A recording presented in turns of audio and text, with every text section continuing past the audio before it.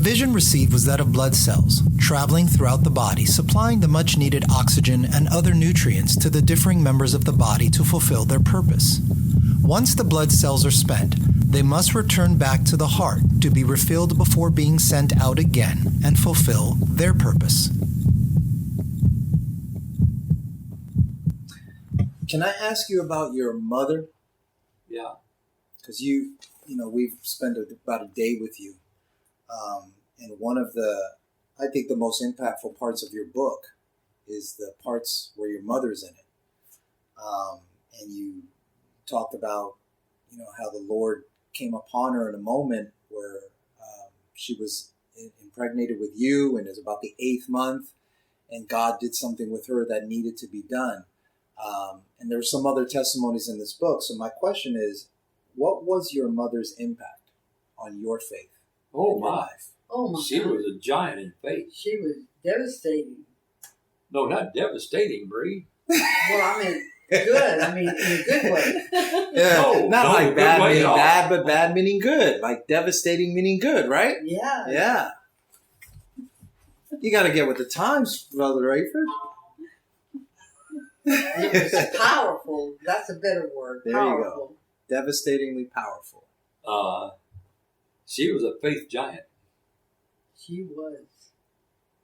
And because in those days, they didn't have sex education classes back in those days. Yeah. People were so Talk about modest. Mm-hmm. They never even used the word pregnant. Mm-hmm. They might say heavy with child, or she's PG or something like that. But they're very modest. Yeah. And so my mother didn't know what to expect, not having a child before, and she was in her 8th month. And she was visiting her mother. And they was talking, and my grandmother told my mother that baby should be moving. Which never moved. Never moved. Not What's one wrong time. with you, Rayford? I You don't- were I- that child. I guess I was just Comfortable. Sleeping. in the body like I am in the mind, dead. And so it disturbed my mother. So she ran. She was going to go to the woods and pray. She made it far as the corn crib, and she fell on her knees back there and calling out to God, on my behalf. Mm-hmm. Her baby that's never moved, not even once. And as she was praying, earnestly calling on the Lord, she looked up and saw the bright. It was a very bright, sun-drenched day. But in all of that, she looked up into the sky and saw a bright, bright, bright star. And that thing began to fall and down on her, and it got bigger, and it engulfed her. And she says that whenever it did, she started springing from her knees. My mother was very athletic. Mm-hmm. She would spring from her knees, and she was just so happy, so rejoicing. And after that light began to lift off of her, and she began to settle down. She said, "Notice that I was kicking and jumping and doing somersaults, everything else in her womb." She knew I was going to be all right. Amen. There's a section in this book that, when I read it, it touched me. And I wanted to ask you about your mother. I also wanted to ask you about your father. I think in our day and age, as you nearing your latter years, you realize that this 21st century is very, very different in family. Yeah. There's not a mother sometimes, or there's not a father sometimes. Sometimes you have a mother, and sometimes you have a father and a father. We've talked about that already. But in this book, you talked about your father, and it was almost like, wow, he's writing an ode to his father, in honor, in memory, of him. And I want to ask you the same thing. What was your father's impact on your faith and life? Because what you wrote here, I thought was just, it touched me. He said, so if I could speak to my father, I would say to him, I honor you. Now, 106 years since your birth, I want to honor you because you were not disobedient to your promise to seek the Lord and to live for him all the days of your life. You introduced to me the only real break in this life or the life to come that I will ever have. And you went on and on and on. I don't want to read it. Everybody else can go buy your book, but just share with us, what was his impact on your life and faith? I'm happy to tell you, my dad was a righteous man. He would rather die than tell a lie. And he would never let anything foul come out of his mouth. He was a righteous man. Once he had a car accident, and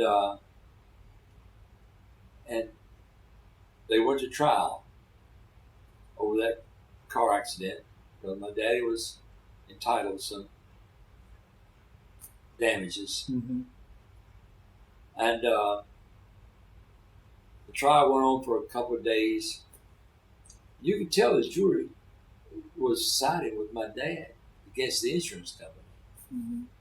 They liked my dad. And but it come down to this one point. Mr. Strange,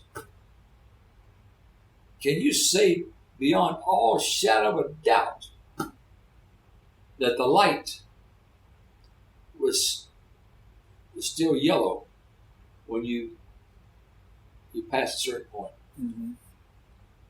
My dad said, no, I cannot say beyond all shadow of doubt that the light was still yellow at a certain point. All he had to say was yes, and he would walk away with no telling how much money. But my daddy would not tell a lie. He would not even tell a first cousin to a lie or a distant relative to a lie. He would not say the truth in any kind of way. He was very black and white. I'm telling you, my dad was a righteous man. And his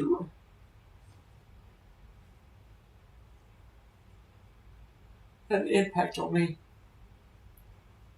He lost the case. All he had to say was, yes, I'm certain that it was still yellow at a certain point. Yeah. But he couldn't say that. And he wouldn't say it.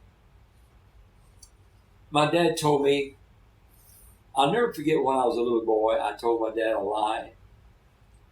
And he knew it was a lie. And I'll never forget looking into his face.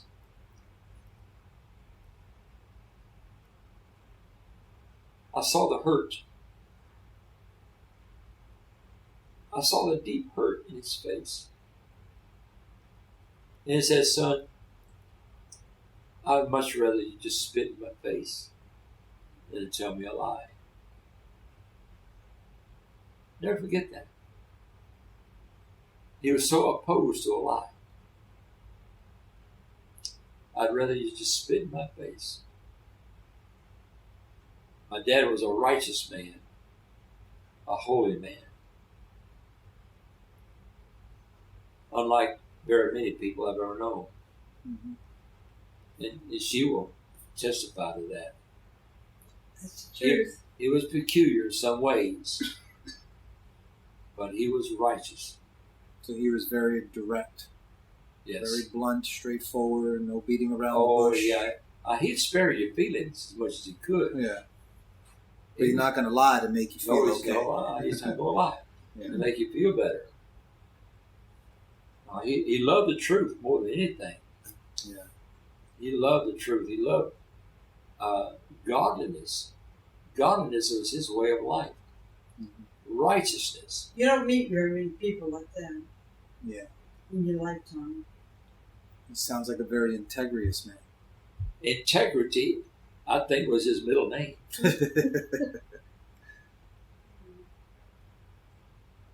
You couldn't get him fudged on anything. Mm-hmm. He lost jobs over unwilling to to fudge on something. We just need you to certify this little this, just go ahead and certify that that was accomplished or that was.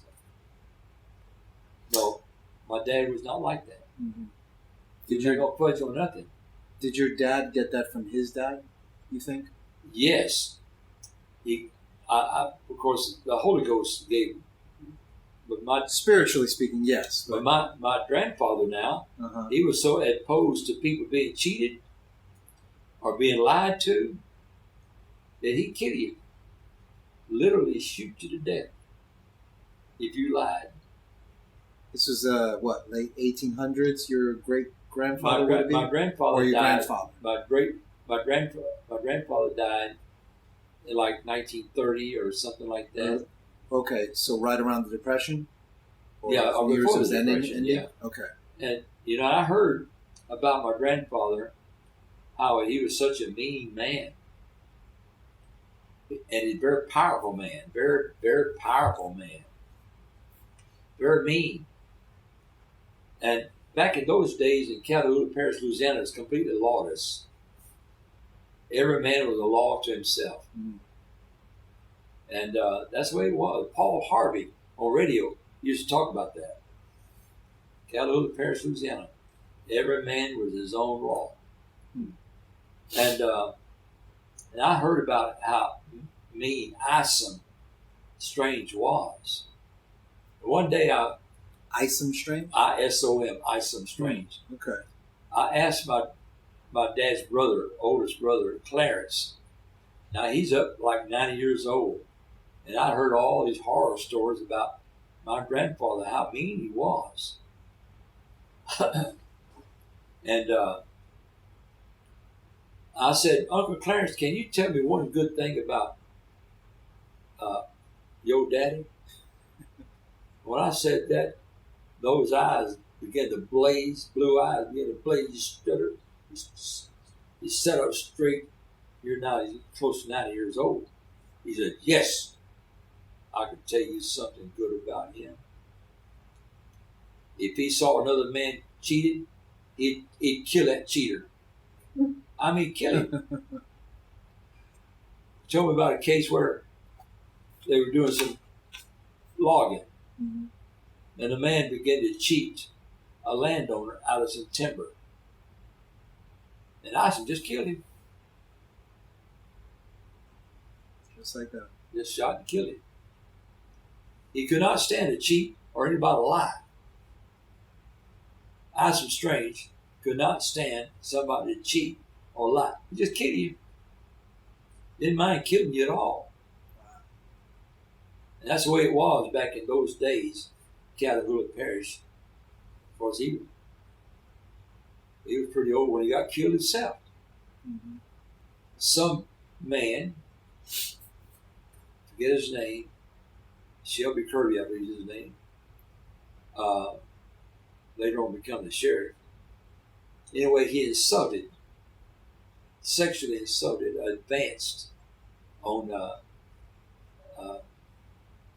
my oldest aunt, Isom's daughter. Mm. And tried to, he didn't, but he made that as advancement. And so Isom just said, I'll just kill him. And the word got around, he's going to kill him. And so they started packing guns for each other. Well, Isom, right there on the river at Jonesville, he landed his boat down on the hill. It was a very bright day, and he was coming up the hill with his gun. He didn't know that Shelby Kirby was inside the garage there at the top of the hill. Didn't know that. And so Shelby Kirby saw him coming, and he looked for a way to get out of there without going through the door, where he was certain, because Isom Strange was a dead-eye shot. If he put the bead on you or on anything, it'd have a hole in it. Mm-hmm. And Shelby Kirby knew that, he had no chance. The only thing he could do is hide in the garage, and hopefully he wouldn't see him. But when Ison walked into the garage, his eyes were not yet adjusted To the change of light. to the darkness. Mm-hmm. And so the shooting began. And Ison almost got him. But instead, Ison got killed himself. Years later, I'm in Jonesville. I stopped at Edwards Cafe and Motel there in Jonesville. And it was this was like in a early 1970s. Mm-hmm. There was a man there with the biggest part in his hair, black hair, old man, Mm-hmm. hair still black. Hmm. But he had a part from here all the way back to the back. No hair growing in that part at all. Mm-hmm. And he learned that my name was Strange. He says, "Were you related to Ison Strange?" I said, "Yes, sir, that was my grandfather." And he says, "I was in that garage when the shooting starts, and this is one of Ison's bullets right here. Wow. It hit my skull, and it got under the skin and plowed under the hairline, under the hair, and rooted up all the hair, and I've not been able to grow hair up there since." He had the nicest part you ever seen. He was a bystander in the garage. He was a bystander in the garage. And so you say my dad got that from his dad. Maybe so, but I know the Holy Ghost gave him power. Mm-hmm. Yeah, you talk about that in this book, his conversion experience. I started with the questions that I did with you because I was taught under my previous pastor that the three most important questions in your life are: who is your God? Who is your spouse? Who do you choose to be espoused to? And then who is your pastor? Yeah.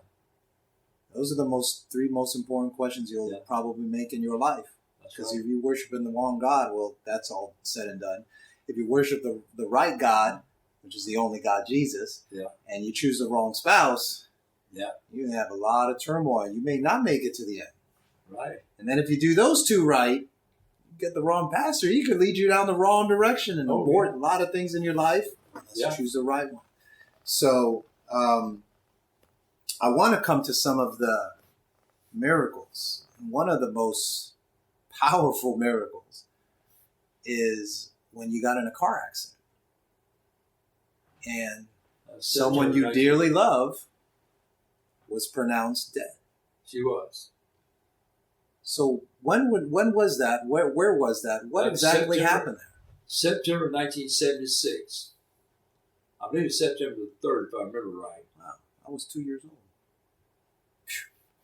I was 2 years old, Mr. Murray. Go ahead. What happened? Anyway, we was going to a revival meeting in North Alabama. And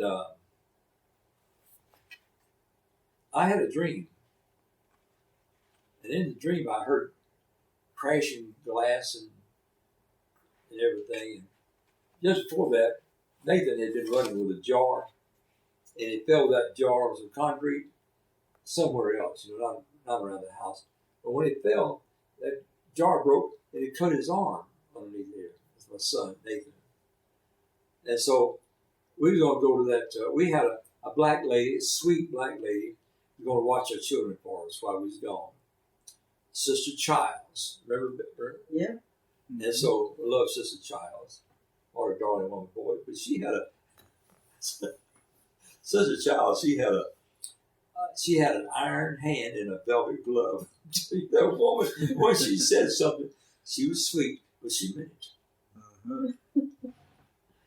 And so, the perfect guardian for our children, And so, I walked out of the house, I saw the jars over there, and I said, because I had a dream that night that I heard crashing, and glass breaking and impact and all of that.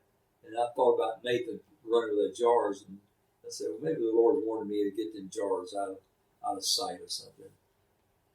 So I had Sister Childs get rid of those jars. Okay. So we was on our way to Gadsden, Alabama.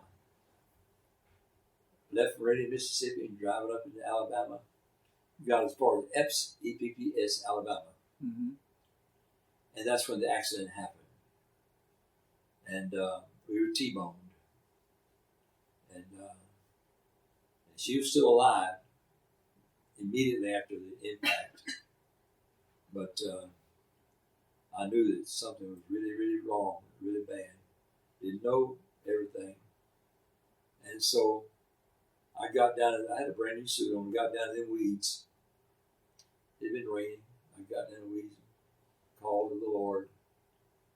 And after a while, the ambulance came, and the people in the other car, his wife was killed.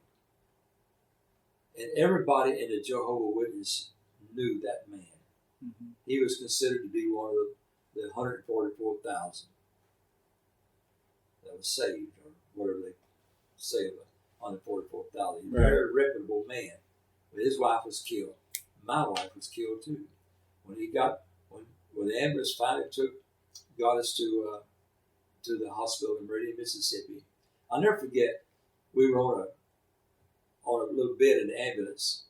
I was on one side and she was on the other, and the nurses was there.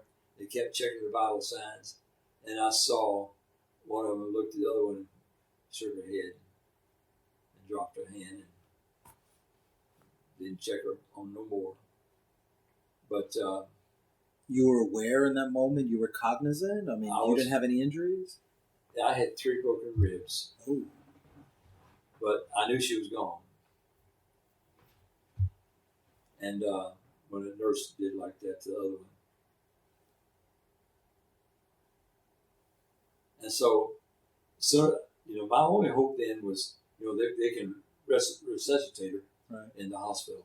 So as soon as we got there, they sure enough, they were there waiting for us, and it was backed up, and they loaded her up and got all about me.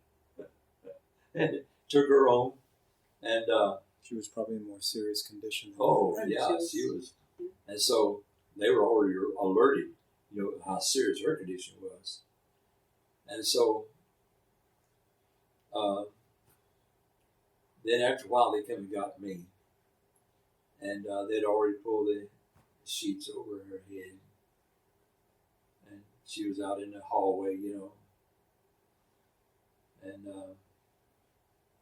I said, she's going to be all right.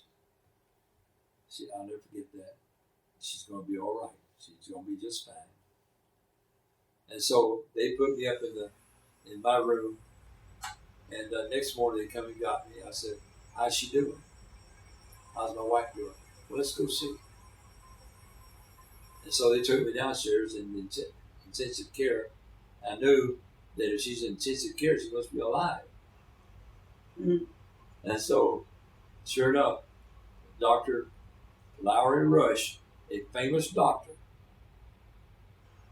the doctor invented pins. He's an famous orthopedic surgeon. If you talk to any orthopedic doctor and you mention Dr. Lowry Rush, they'll know that he's the one that invented the Rush pin.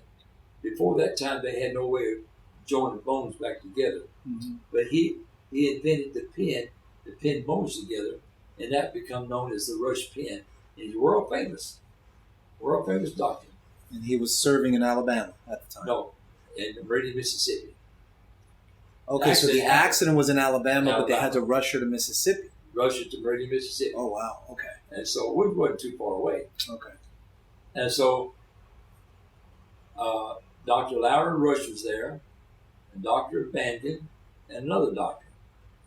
Now, I could see Marie on the side of the glass. She was hooked up to everything.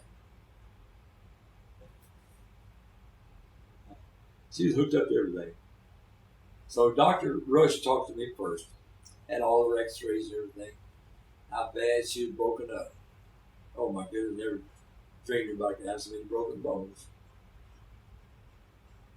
Cut descending colon and ruptured the liver, and had to remove the spleen and all kinds of things. Really bad shape. And Dr. Rush said she was dead when she arrived. Dead when she arrived. And but she was still unconscious. Dr. Abandon, the neurosurgeon, now he's going to lecture me on the condition of the brain. Said it's still swelling. It'll continue to swell. And don't expect her to wake up today or tomorrow. In fact, she may never wake up. In other words, he prepared me for the worst. Right. Her brain is like a scrambled egg with it's swelling.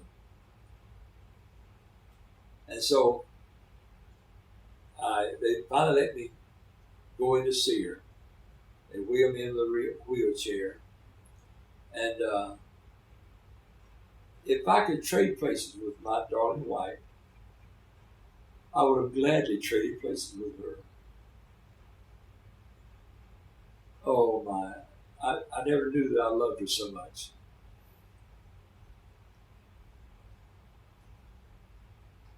Never knew I loved her so much.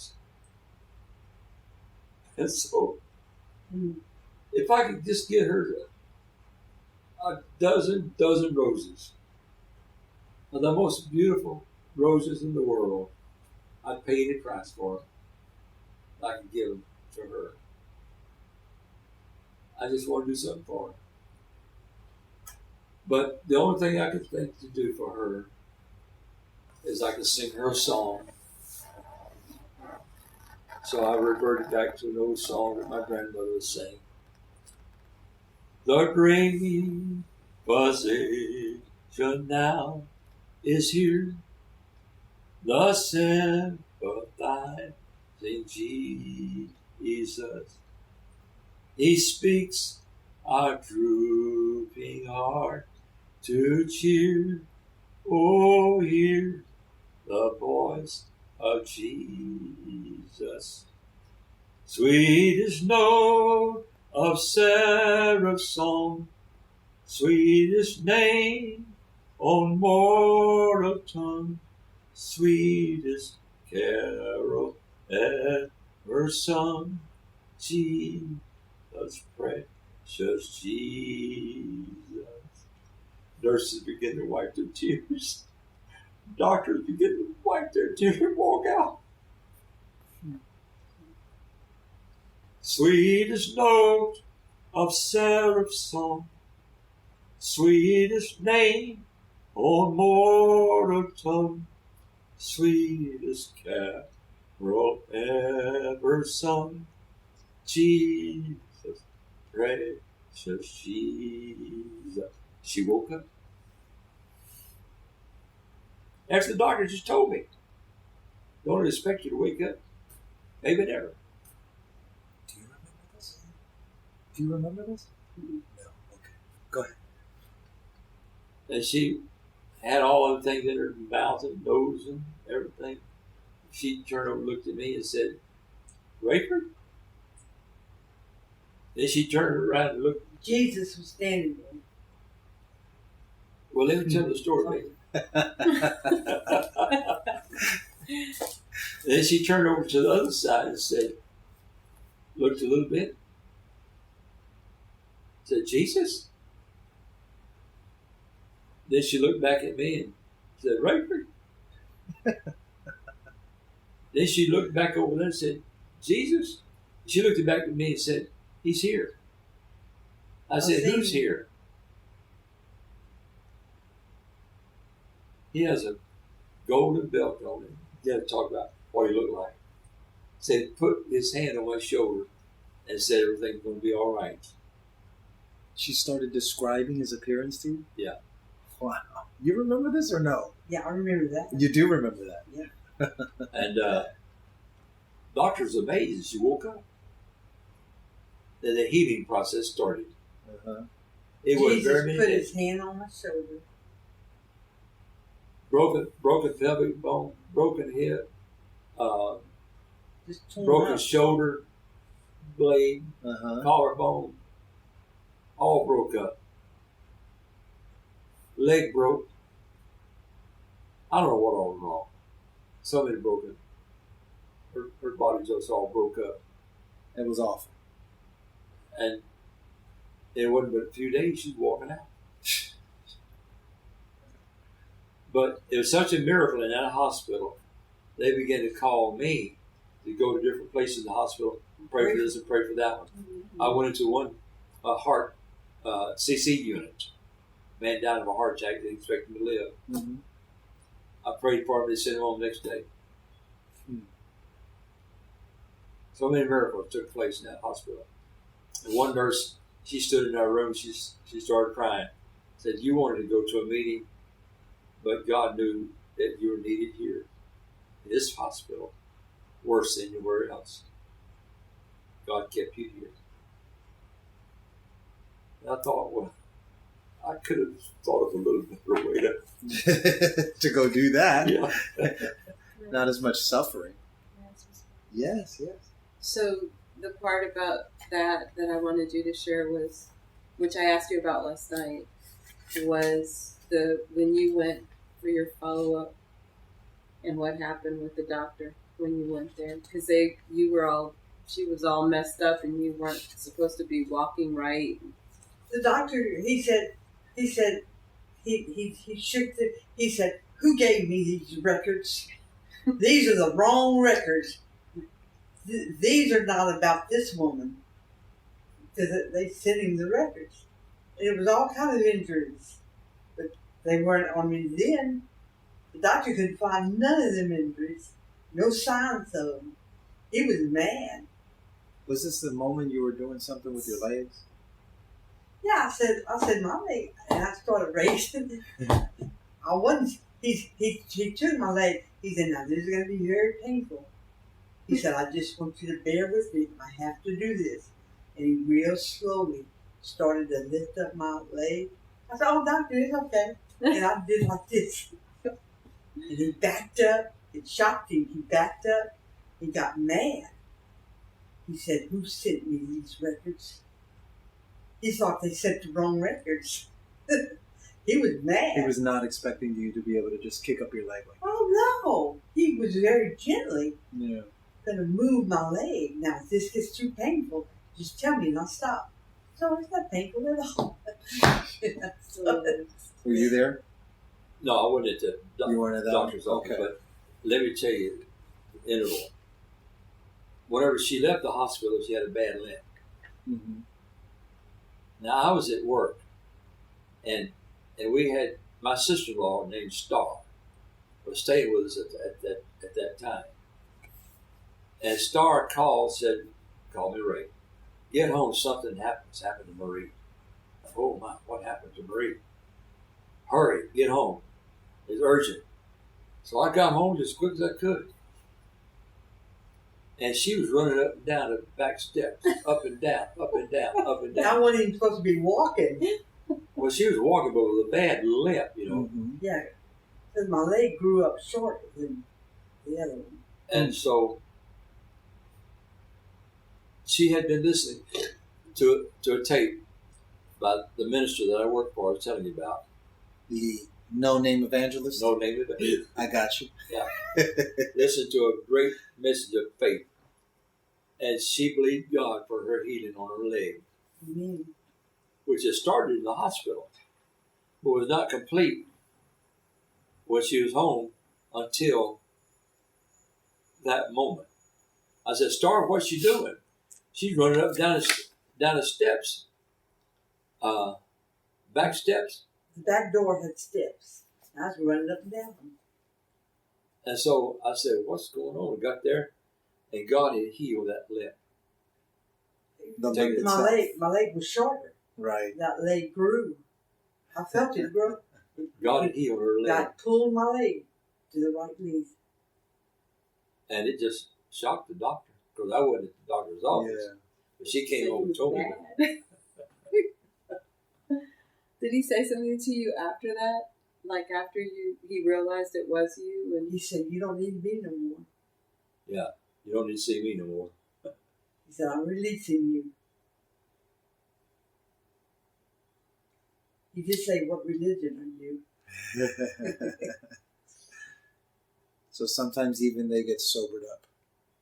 Doctors and let me tell you this amazing financial miracle. Her name is Patty Piper. She was a friend of ours in church in Alexandria. She got a job selling health insurance. And she didn't know who to call on. So she was praying. And she came to see me. Said, Rayford, I got this wonderful, wonderful health insurance policy. I need to sell you. I said, well, Patty, I don't buy stuff like that. Yeah, but you really need this. Patty, no, I got blessed insurance. She said, yeah, but you need this, Rayford. Yeah, you misheard me. I said insurance, not assurance. And so I put her off. And she began to cry. I said, Rayford, I know that God spoke to me to come here to sell you that policy, this policy. I said, Patty, if you know that, just to help you out in your new job, I'll buy your policy. Not that I need it, but I'll help you out. Mm-hmm. So I bought the policy. Well, a few days later, just a few days later, we was in an accident, and the bill come to almost exactly $100,000. Doctors and a hospital and everything, medicine and all. Paid it all. Paid the whole thing, and then dropped us. Did they fire Pfeiffer? No. They fired her? No. Oh, no, they weren't mad at her? She was just a salesman. She was just a salesman. No, they couldn't fire her. Wow. So that tells you another. That was a miracle. Another miracle right there. Mm-hmm. I'd have been stuck with a $100,000 bill that I couldn't pay. But I bought that policy. It really cost me just pennies to get it started, you know. Just a few dollars to get it started. But it sure paid off. It paid the hospital and insurance and doctors and everything. That's one less thing you had to be burdened about. No. Debt that you were probably not going to pay we'd for many, never many paid Oh, years. my goodness. Yeah. I don't know how we'd ever paid it. And then her faith, because she had it on her heart. And you were telling her no, but she kept saying, but God told me. She started crying and said, So Rayford, I know that God told me to come say you this. Patty, I believe you, but, you know, just to make you happy, help you out on your new job, I'll go ahead and buy a policy. And they dropped us. They dropped us, gave us notice, they didn't want us no more. Can't you believe it? Didn't want us no more. Well, God knows how to do it, don't he? He knows just how to do it. yeah, because he moved in her heart to make sure you Yeah. guys were covered. Yeah. Yeah. I mean, he doesn't always do everything the way we think he's going to do it. So I just, this morning we were talking about, or y'all were sharing about your career, how you ended up being a tree person, and the pause was the church was selling peanut brittle and to raise funds, and y'all were in a tight place. Am I saying this right? And you told Marie that y'all needed to sell peanut brittle. And so then I just wanted you to share what happened. Well, I think it was he asked her to go talk to the church and ask them how to make peanut brittle, and did they help you out? No. Well, why not? They didn't want me to know how to make peanut brittle. Because They it was didn't going. want me infringing on their business. So they didn't want any competition. They didn't want no competition. So then what did God do? He sent an angel, and the angel taught me how to make peanut brittle. Was this in a dream? She come and woke me up, shook me, and she said, "Get up. I'm gonna teach you how to make peanut brittle." The angel told me that. Right. So we got up, and he had fixed the what was it? What would you call that? Just a shed or a big room. He had put me in a stove and a table, where I could make peanut brittle. Was that the garage? Yeah, Yeah, the garage. the garage, right. And so the angel said, come go with me. I'm going to teach you how to make peanut brittle. So I got up and we went into the garage. And the angel just started getting the pots and the pans and all the ingredients. And she said, are you watching? I said, yeah. And so the angel said, you take this and you take this and you use this pot. And she showed me how to make peanut brittle. We made some peanut brittle that night, me and the angel. And then, And so, go ahead. how was the peanut brittle? The peanut brittle, Rayford ate it and he said, this is the best peanut brittle I've ever eaten. Was he the only one that thought it was the best peanut brittle? Oh no, everybody wanted it. Everybody wanted it. I couldn't make enough. What? He would go and sell it. Would you give him samples of it? How would you get him to buy the peanut brittle, Rayford? I just offered to them. So no samples because it was too divine. They didn't have no money for a sample. But once they tasted it, they wanted more. And word got around. And People were calling for peanut brittle. I mean, people we never knew didn't even try to sell it to them. They were wanting it. Now I He hope. didn't have no trouble. Now I hope you didn't put the other church out of business. They probably just had to cook something else so they can continue their building fund because they couldn't match your peanut brittle, right? They couldn't match my. I don't know what they did. Different market. Different market. But you said to this day, there's something that you put in it that nobody knows. Oh, nobody knows. It's- There's a secret ingredient in my peanut brittle. That the angel gave you. Rayford don't even know. All I know is the white powder. And I'll never tell it. I'll never tell it. So it'll die with me. And the purpose of it was provision, right? And the Lord provided. Yeah, we needed money. He couldn't find a job. The Lord provided. For Once you, people ate my peanut brittle, there was no other peanut brittle.